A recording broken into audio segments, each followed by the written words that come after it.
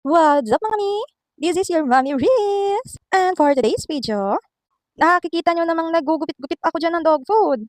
Ay hala, sinong kakain yan? Malamang aso ko. Alangan namang ako. By the way mga mi, may bagong ampon na naman pala ang Mima nyo.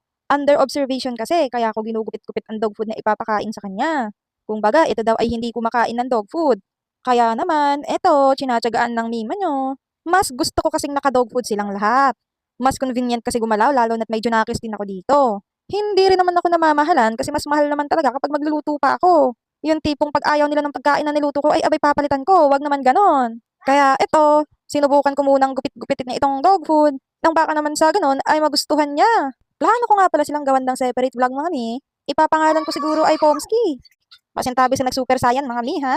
Meron na nga pala akong 2 pom na babae at bago lang itong pom na lalaki.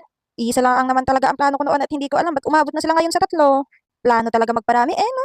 Eto na nga pala ang ginupit-gupit kong dog food mga mi. Nawa ay magustuhan niya. Sasamahan ko nga pala na tong Happy Tummy kasi nga daw ay ito hindi magana kumain. Lalo na pag dog food. Malay mo dito gumanda ang katawan niya. Isang treats na lang muna ang ilalagay ko at dudurug-durugin ko muna yan. Nang sa ganun ay malasahan niya talaga sa lahat ng dog food niya. Beef na beef ba naman ang amoy? So ayan na siya mga mi. Nangangapa pa talaga ako sa kanya. Hindi ko alam kung paano siya pakakainin. Ganto pala ang itsura niya nang pagpasa sa akin mga mi. Meron na naman tuloy ako sa susunod na maipang from this to this. Hindi ko nga mawaring mga mi kung malungkot ba talaga siya o masaya. Pero napakabait niya kung ikukumpara mo kay Pixie ko. Nagalaw-galaw nga pala ang buntot niya dyan at feeling ko masaya naman siya sa poder ko. Ang kagandahan nga sa kanya dito mga mi ay hindi siya kasing ingay ng Pixie baby ko. Gagawan ko nga pala ng paraan para gumanda ulit ang balahibo niya mga mi. Kasi kung mapapansin nyo medyo nakalbo nga ang ulo. Nagkaroon ata ng hair loss. Dito sa susunod na attempt ko mga mi ay napagtripan niya ng tikman ang pagkain. Pero parang iba talaga ang lifestyle niya sa pagkain. Kaya mga mi, hahanap na naman ako ng paraan kung paano ko siya mapapakain ng maayos. Pero natutuwa naman ako na kahit papaano ay natikim-tikim siya. Pagpasensyahan nyo nga pala sa ilalim ng kanyang pupuan, ay ang Junakis ko mahilig maghulog ng kung ano-ano. Buti na lang talaga inadiretso sa ilalim no.